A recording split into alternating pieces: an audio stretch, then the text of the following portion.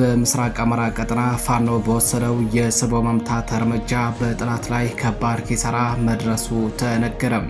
በኦፕሬሽኑ በርካታ የጡት ቆራጩ ብልጽግና ቡድን ወታደሮች ሲገደሉም ሻለቃ አዛዡን ጨምሮ ከ8 በላይ የሚሆኑት ደግሞ መቁሰላቸው ታውቋል። መረጃውን በዝርዝር አጠናክረን ይዘነዋል፣ ሰሙታላችሁ። ህዝቡ መንግስት ይጠብቀናል ከሚል መዘናጋት ተላቆ ተፈጥሯዊ መብቱን በመጠቀም ተደራጅቶ ራሱን ከጨፍጫፊዎች እንዲታደግ ጥሪ ቀረበም። ጥሪውን ያቀረበው ትብብር ለኢትዮጵያ አንድነት ፓርቲ የአርሲውን ጭፍጨፋ አስመልክቶ ባወጣው መግለጫም የሃይማኖት አባቶች እልቂቱ መሃል አዲስ አበባ ከመድረሱ በፊት አገዛዙ ላይና ዓለም አቀፉ ማህበረሰብ ላይ ጫና እንዲፈጥሩ አሳስበዋል። መረጃውን በዝርዝር እንመለከተዋለን። በጎንደር ደለጎና ሻውራ ቀጠና አራተኛ ቀኑን በያዘው ለአስጨራሽ ትንቅንቅ 36 የጸረ አማራው ብልጽግና ቡድን ወታደሮች ሲገደሉም 44 ወታደሮች ደግሞ መቁሰላቸው ታውቋል። የአማራ ፋኖ ብሔራዊ ኃይል ሰሜን አማራ ቀጠና በላይ ዘለቀ ዕዝ መይሰው ካሳ ኮር ከአማራ ፋኖ ህዝባዊ ድርጅት ጎንደር ጠቅላይ ግዛት እዝ ጋር በመጣመር በደለጎና ሻውራ ቀጠና አራተኛ ቀኑን ያስቆጠረ ትንቅንቅ እያካሄደ ይገኛል። መረጃውን በዝርዝር ይዘነዋል። ሰላም ጤና ይስጥልኝ አድማጭ ተመልካቾቻችን፣ እንደምን አረፈዳችሁ፣ እንደምን ዋላችሁ። የዛሬ ጥቅምት 22 2018 ዓ.ም ዕለታዊ መረጃዎችን አጠናቅረን ይዘን ቀርበናል። መረጃዎቻችን ለብዙዎች ተደራሽ እንዲሆኑ ቻናሉን ላይክ፣ ሰብስክራይብ እንዲሁም ሼር ማድረጋችሁን አትዘንጉም። ወደ መረጃዎቻችን እናልፋለን። አብራችሁን ቆዩ።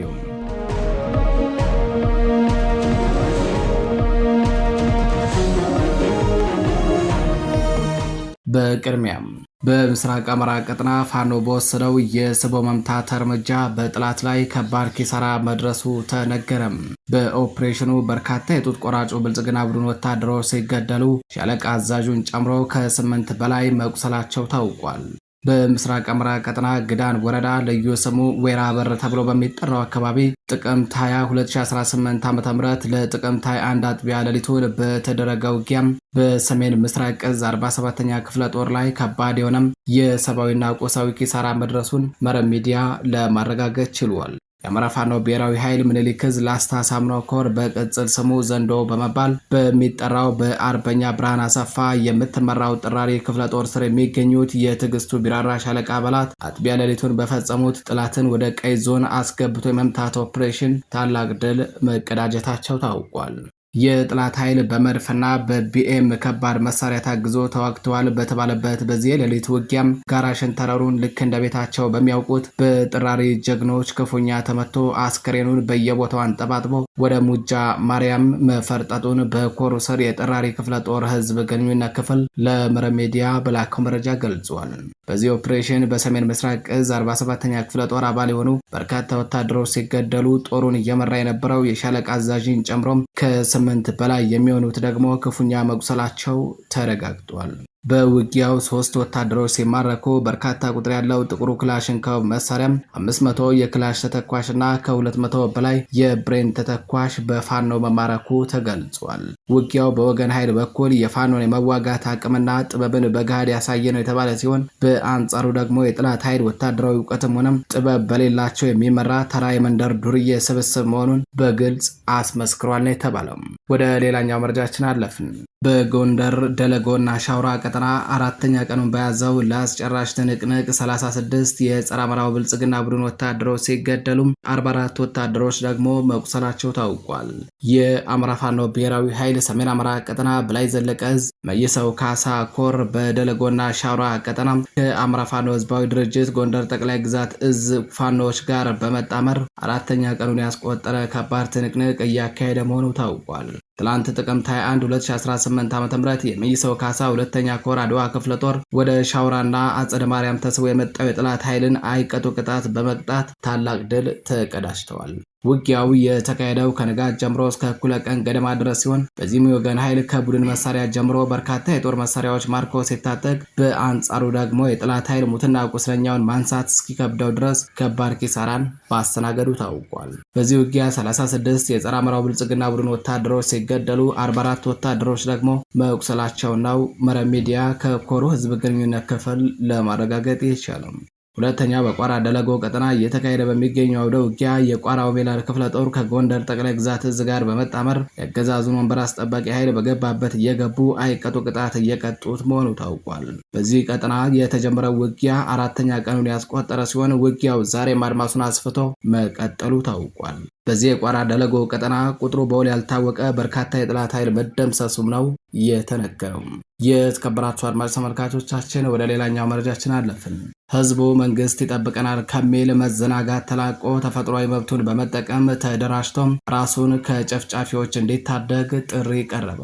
ጥሪውን ያቀረበው ትብብር ለኢትዮጵያ አንድነት ፓርቲ የአርሲውን ጭፍጨፋ አስመልክቶ ባወጣው መግለጫ የሃይማኖት አባቶች እልቂቱ መሀል አዲስ አበባ ከመድረሱ በፊት አገዛዙ ላይና ዓለም አቀፉ ማህበረሰብ ላይ ጫና እንዲፈጥሩ አሳስቧል።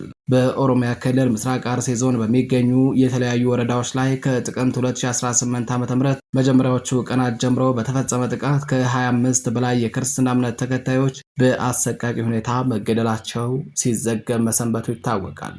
ጥቃቱ የተፈጸመው በምስራቅ አርሲ ዞን ስር በሚገኙ የተለያዩ ወረዳዎች ላይ ሲሆን በጉናና መርቲ ወረዳዎች ጥቅምት 14 ለጥቅምት 15 ቀን 2018 ዓ.ም በቁጥር 17 የክርስትና እምነት ተከታዮች ሲገደሉ በሸርካ ወረዳ ጥቅምት 17 ለጥቅምት 18 3 የክርስትና እምነት ተከታዮች፣ በወንቆሎ ዋቤ ወረዳ ደግሞ ጥቅምት 18 ለጥቅምት 19 5 የክርስትና እምነት ተከታዮች ሲገደሉ በያዝነው ጥቅምት ወር ብቻ በተጠቀሱት አካባቢዎች ከ25 በላይ የእምነቱ ተከታዮች መገደላቸውን መረብ ሚዲያ የኢትዮጵያ ኦርቶዶክስ ተዋሕዶ ቤተክርስቲያን ቋሚ ሲኖዶስ ያወጣውን መግለጫና የአካባቢው ነዋሪዎችን ዋቢ አድርጎ መዘገቡ አይዘነጋም። ይህንን አስመልክቶ ጠያቂም ተጠያቂም ባለመኖሩ መግደል ቀላል ሆኗል በሚል ርዕስ ጋዜጣዊ መግለጫ ያወጣው ትብብር ለኢትዮጵያ አንድነት ፓርቲ በኢትዮጵያ ምድር ተጠያቂነት ከመዝገበ ቃላት የጠፋ ያህል ስርዓት አልበኝነት ነግሶ ዜጎችን መጨፍጨፍ የተለመደ ተግባር ሆኗል ሲል ገልጿል።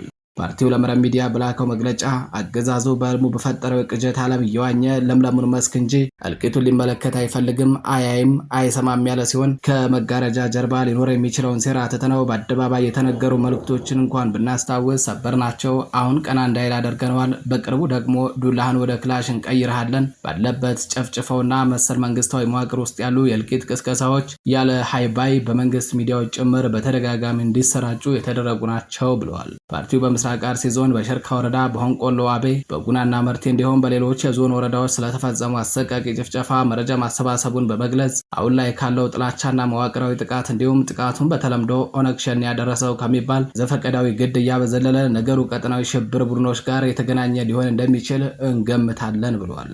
ስለሆነም የዞኑ ማህበረሰብ መንግስታዊ መዋቅሩ ይጠብቀናል ከሚል ማዘናጊያ ወጥቶ ተፈጥሯዊ መብቱን በመጠቀም ተደራጅቶ ራሱን ከጨፍጫፊዎች እንዲታደግ ፓርቲው ለመረብ ሚዲያ በላከው መግለጫ ጥሪ አቅርቧል። በተጨማሪም በፍርሃት ቆፈንና መንግስታዊ ጫና ተይዘው ቃል መተንፈስ ላልቻሉ የሃይማኖት አባቶች እልቂቱ መሃል አዲስ አበባ ከመምጣቱ በፊት በአገዛዙና ዓለም አቀፉ ማህበረሰብ ላይ ጫና እንዲፈጥሩ ፓርቲው አሳስቧል።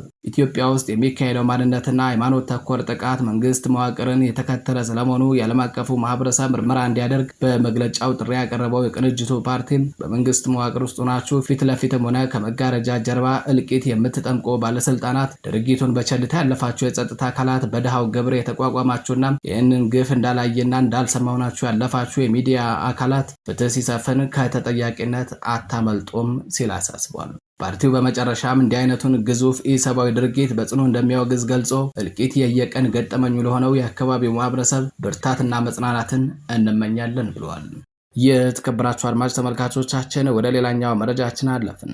አንድነት የአማራን ህዝብ መታደጊያ ቁልፍ ነው። ከአንድነት ማግስት የአማራ ፋኖ ብሔራዊ ኃይል ምስራቅ አማራ ቀጠና ምኒልክ ዕዝ የደጋው መብረቅ ኮር የጠላትን አከርካሪ በመስበር ድል መጎናጸፉ ታውቋል። በትላንትናው ዕለት ወደ አማራ ፋኖ ብሔራዊ ኃይል ምኒልክ ዕዝ በይፋ መቀላቀሉን የገለጸው የደጋው መብረቅ ኮር በዛሬው ዕለት ባካሄደው ኦፕሬሽን ታላቅ ድል ተቀዳጅቷል። ለማጥቃት የመጣው የፋሽስቱ ጥምር ኃይል በፋኖዎች መልሶ ማጥቃት ከፍተኛ የመከላከያ አመራር ሳይቀር መደምሰሱን የተነገረው ቀኛዝማች ተበጀ ክፍለ ጦርና አንሻ ሰይድ ክፍለ ጦር አንድነቱ በተመሰረተ በማግስቱ በጋራ በጠላት ላይ በወሰዱት የመልሶ ማጥቃት እርምጃ ሁለት የመከላከያ ከፍተኛ አመራሮችን ጨምሮ በርካታ የጠላት ሰራዊት መደምሰሱ ታውቋል። ዛሬ ማለትም ጥቅምት 22 2018 ዓ.ም ከጋሸና በ3 ኪሎ ሜትር ርቀት ላይ በምትገኘው አርቢት እየተባለች በምትጠራው ቦታ ላይ ከረፋር ጀምሮ እስከ እኩለ ቀን በዘለቀው አውደ ውጊያ በርካታ የጠላት ኃይል ሲገደል ከፍተኛ ቁጥር ያለው የነፍስ ወከፍ ክላሽንኮቭ መሳሪያም በወገን ኃይል መማረኩ ታውቋል። ጸረ አማራው ኃይል ቁስለኛ ወታደሮቹን በባጃጅ ወደ ጋሸና ከተማ ሲያመላለስ መዋሉ ነው የተነገረው። ወዳደር የሆኑ ባንዳ ሚሊሻ ፖሊስና አድማ ብተና ሳይቀሩ ለማጥቃት የመጡ ሲሆን ጡት ነካሾች ሁሉም የሚገባቸውን ዋጋ አግኝተውበታል ነው የተባለው በዛሬው ውጊያ። የተከበራችሁ አድማጭ ተመልካቾቻችን ለሰዓቱ ያዝናቸው መረጃዎቻችን እነዚህ መስሉ ነበር።